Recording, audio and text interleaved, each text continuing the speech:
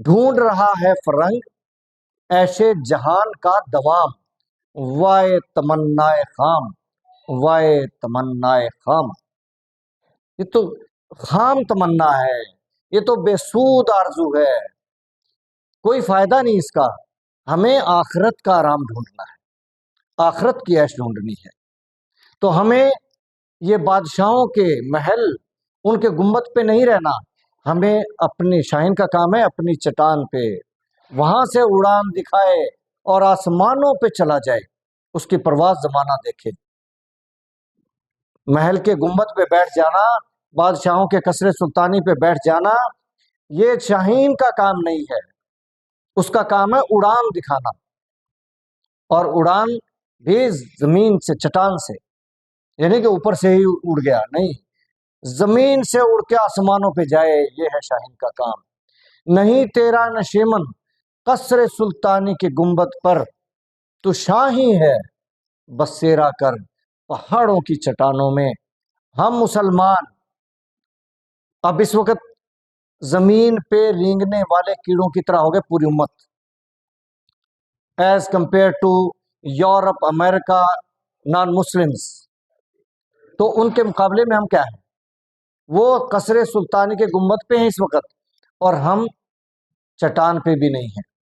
تو ہم اپنی چٹان سے اڑان ایسی دکھائیں کہ آسمانوں پہ اڑ کے چلے جائیں، اور وہ کبوتر کی طرح بس وہیں پھر پھرا کے وہیں آ کے بیٹھ جائیں، وہ چڑیوں کی طرح ہوں ہمارے مقابلے میں۔ ویسے تو وہ اس وقت شہباز بنے ہوئے ہیں، لیکن ایسا وقت آئے، ہم اتنی محنت کریں، وہ وقت لائیں کہ وہ ہمارے مقابلے میں چڑیا کہلائیں اور ہم شاہین اور شہباز کہلائیں۔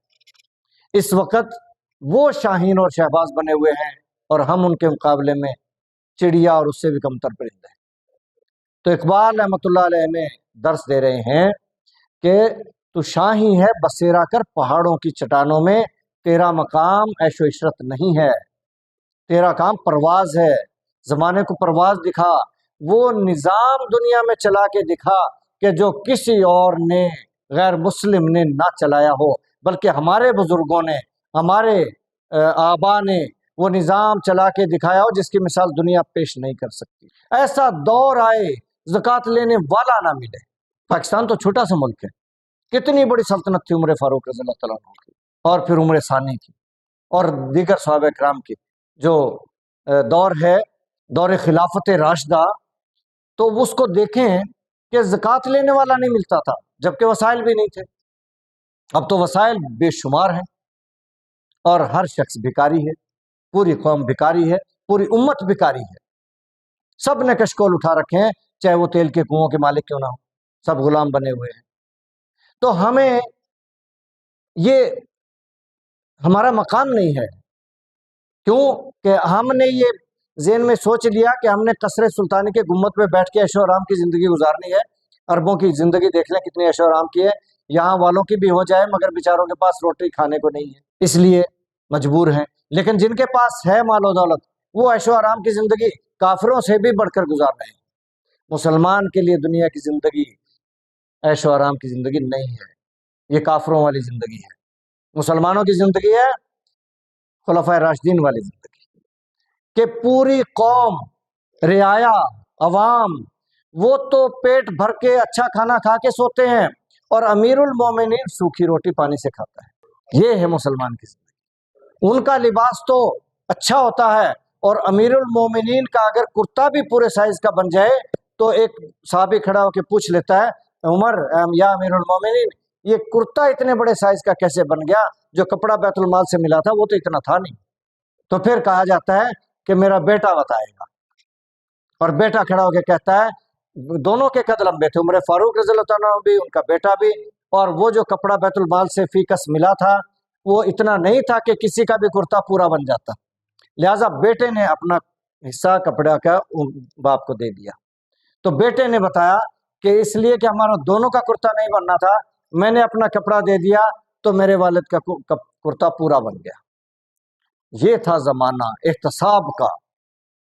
آج کوئی حکمران سے یہ نہیں پوچھ سکتا کہ تیرے خزانے اتنے کہاں سے آ گئے، ملک کے اندر بھی ملک کے باہر بھی کوئی نہیں پوچھ سکتا۔ عدالتیں بھی نہیں پوچھ سکتی. عدالتیں تو بلکہ ان کو ایسی کلین چٹ دیتی ہیں کہ ثابت کر دیتی ہیں کہ ان سے بڑھ کر کوئی دیانتدار نہیں، کیونکہ پورا سسٹم تباہ ہو گیا. ہمیں وہ سسٹم بدلنا ہے، ہمیں وہ نظام لانا ہے جو ہمارے آبا کا نظام ہے، اور اسی کے لیے ملک بنا تھا، پاکستان بنا تھا. بنانے والا، خواب دیکھنے والا، تصویر بنانے والا کون؟ علامہ اقبال. زور سے بولا کرو، بات سب تک پہنچ جائے. علامہ محمد اقبال رحمۃ اللہ علیہ. تو کیا تھا نظریہ ان کا؟ جو مفسر قرآن ہو اس کا نظریہ کیا ہوگا ایک مسلمانوں کی سلطنت بنانے کا؟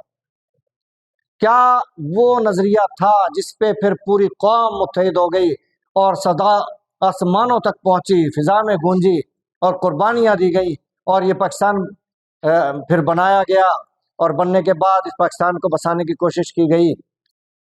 وہ کون سا خواب تھا، کون سی تعبیر ہوئی، اور وہ کیا مقصد تھا، مشن تھا؟ ذرا بتا دو. پاکستان کا مطلب کیا؟ بس ایک ہی مقصد. ہمیں اس مقصد پہ آنا ہے. یہ ہے شاہین کی پرواز کہ انگریز سے آزادی، ہندو کی غلامی سے آزادی، اور مسلمانوں کی الگ سلطنت جہاں اسلامی معاشرہ ہوگا، کلمے کی زمین ہوگی، کلمے کا نظام ہوگا. یہ سوچ، یہ تصور، یہ تصویر بنانا، یہ محنت کرنا. علامہ اقبال رحمۃ اللہ علیہ مسلم لیگ پنجاب کے صدر بھی تھے، سیاست میں بھی ان کا پورا حصہ ہے. لیکن پاکستان بننے سے وہ پہلے ہی وفات پا گئے سن 1938 میں، اور پاکستان بنا 47 میں.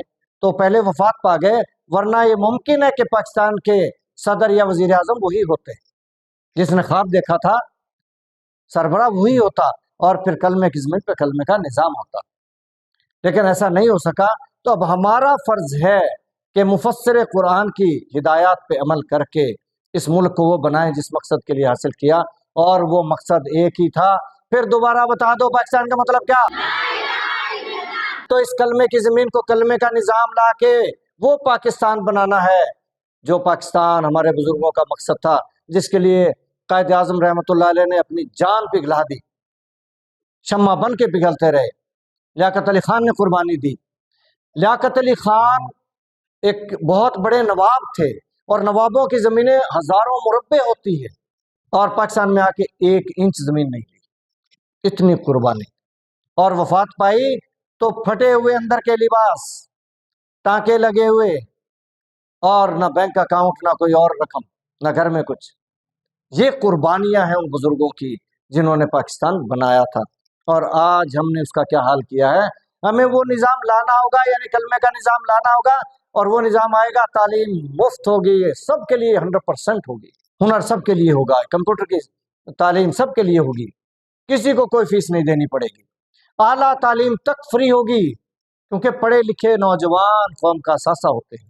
روزگار ہوگا، صنعت ہوگی، ٹیکنالوجی ہوگی، خوشحالی ہوگی، سب کچھ ممکن ہے. ہم خزانوں کے مالک ہیں، سونے کے پہاڑ، زمرد کے پہاڑ، کوئلے کی کانیں، تیل کے کنویں ہیں، مگر ہمیں اجازت نہیں ہے. گیس کے ذخائر، سب کچھ ہے ہمارے پاس، لیکن کیا نہیں ہے؟ شوق نہیں ہے. ہم آرام ڈھونڈ رہے ہیں زمانے کا، دنیا کا. ہم وہ مجاہدانہ زندگی نہیں گزار رہے مسلمان والی. بتاؤں تجھ کو مسلمان کی زندگی کیا ہے؟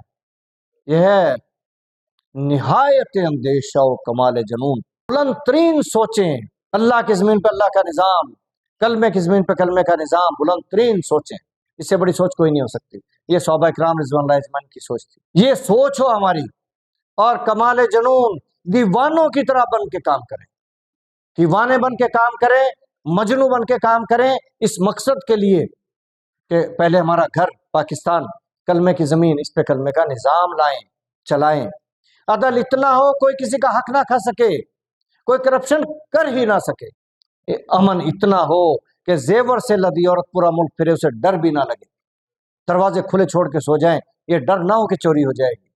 وہ عدل و امن لانا ہے، صحت کا نظام لانا ہے. ہر پاکستانی کا علاج اعلیٰ معیار کا اور مفت ہو. یہ حقوق ہیں، بنیادی انسانی حقوق ہیں.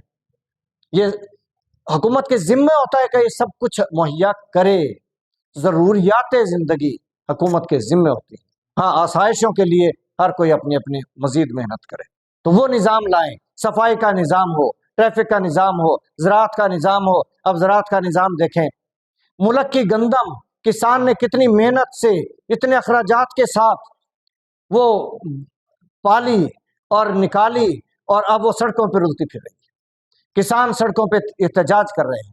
اگر ہماری گندم اور 2-4 ہفتے پڑی رہی، گل جائے گی، سڑ جائے گی، ختم ہو جائے گی، قوم کیا کھائے گی؟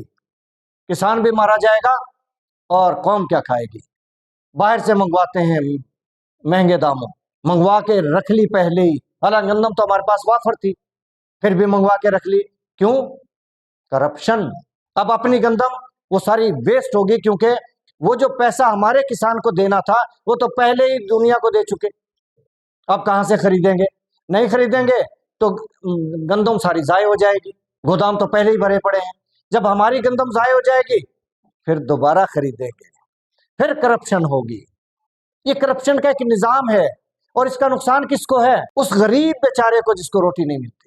امیروں کو تو کمیشن ملے گا، حکمرانوں کو تو کمیشن ملے گا، کمیشن کے علاوہ پروفٹ بھی ملے گا، ان کو تو فرق نہیں پڑتا، ان کے تو خزانے، نہ انہوں نے زکوٰۃ دینی۔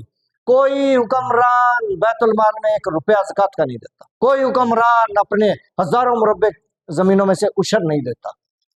آج وہ زکوٰۃ اور عشر کا نظام، کلمے کا نظام آ جائے تو پوری قوم میں ایک غریب نہیں رہے گا، زکوٰۃ لینے والا نہیں ملے گا۔ مگر لٹیروں سے نجات پانی ہے تو پھر سر بکفن نکلنا ہوگا، اللہ اور رسول کے لیے نکلنا ہوگا، کلمے کی زمین پہ کلمے کے نظام کے لیے نکلنا ہوگا، ہر مرد عورت کو نکلنا ہوگا، ہر بچہ بچی کو نکلنا ہوگا، اپنی عاقبت کے لیے، اپنی نسلوں کے لیے۔ اپنے من میں ڈوب کر پا جا سراغ زندگی، تو اگر میرا نہیں بنتا نہ بن، اپنا تو بن، اپنے لیے نکلنا ہوگا۔ اور وطن کی فکر کر، نادام مصیبت آنے والی ہے، تیری بربادیوں کے مشورے ہیں آسمانوں میں، نہ سمجھو گے تو مٹ جاؤ گے ہندوستان والو۔ اس وقت پاکستان بنا نہیں تھا، ہندوستان ہی تھا، اب سوچ لو کس کے لیے ہے۔ نہ سمجھو گے تو مٹ جاؤ گے اے ہندوستان والو، تمہاری داستان تک بھی نہ ہوگی داستانوں میں۔